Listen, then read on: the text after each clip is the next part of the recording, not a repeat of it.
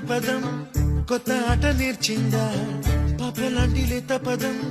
పాఠశాలగా కూనలమ్మ జానపదం పల్లె దాటి వచ్చిందా చవళిల జానతనం పాట చూపగా కుంచెలో దాగే చిత్రాలు ఎదురొచ్చేలా అంతటా